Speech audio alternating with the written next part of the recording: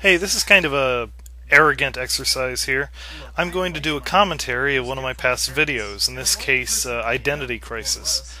I say it's arrogant because, you know, if it's Spoony or the Nostalgia Critic or somebody, if they're doing something like that, that's justifiable. But me, I don't get that many views. No one really needs to know what went on behind the scenes, but I thought it'd be fun to do one. Boy, do my intros take too long. Anyway, yeah, I'll kind of give my thoughts on the various characters that I came up with. And I should point out that this came from my own thoughts on the fact that all I do have is the Victor name. I almost wish I'd gone with, you know, Junkyard with Junkyard reviews or something, but I don't know. Doesn't really matter that much to me. Too little too late, I guess. Okay, damn, he won't stop talking. He won't stop talking! Stop talking. I'll be right back. Okay. Alright, now, the Junkyard thing, this is the closest to my own take on Chester A. Bum, or Spencer Bum, or whatever. Oh, and the hot dog he is about to pull out is real. I didn't realize that my camera can't really pick up the difference between an old hot dog and a fake hot dog, whatever.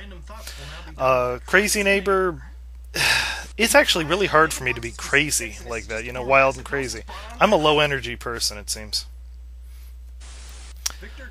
Pueblo, didn't know how he'd be received, so I made a point of pointing out that he is extremely offensive, and I made a point of making the accent really ridiculous. Okay, Lord Bromidic, he is, this is basically how I see myself when I talk about serious subjects, including the sort of arrogance inherent in it, so that's where the crown comes from. Oh, and Bromidic means boring. Boy, yeah, takes a long time to say stuff. The Cowardly Reviewer, all I have to say is that I get a lot of use out of that helmet, and yes, everything I own apparently is green. I didn't realize that myself. Any reviews I do of comics or comic book movies will now be done by oh right, yes, the Captain Critic. It's just me in a mask and a little thing on my t-shirt. Now, Quantum Joker pointed out that I have already done this character in my Godzilla haikus video, but since nobody with half a brain watched that all the way, doesn't count. Trailer Minstrel. I am so sorry. I can't really apologize enough. Half of my viewers probably died as a result of my voice attempting to sing.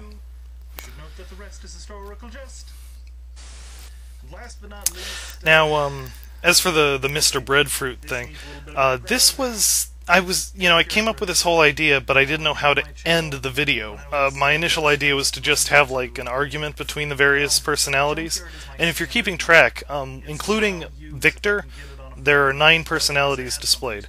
But, anyway, Breadfruit, so I thought of the idea of having Shred Ninja give his own, or, you know, mix in there, and, the guy who does that was gracious enough to send me some recorded stuff. I picked up some recordings of his video stuff off of Samzar, and it really worked out, I think. This is probably the funniest ending to any thing I've done, and a lot of it is thanks to Shred Ninja's improv. And yeah, the whole Breadfruit thing, that's the whole story revealed. It was just me looking around the room like a Mrs. Doubtfire moment. And that is one very badly animated avatar. Oh, and the bit at the end, I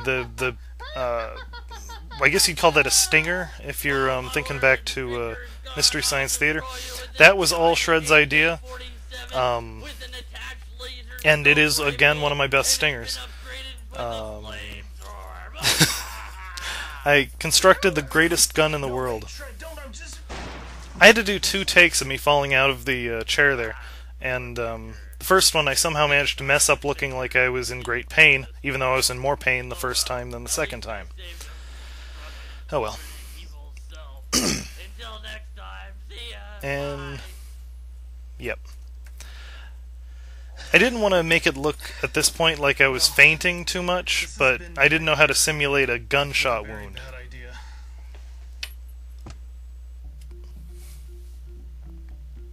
Oh, and coming up, the fact I did not realize that I was wearing something with a flannel-like look to it, you know, the plaid, matching Al Borland, more or less, until I looked at the video again.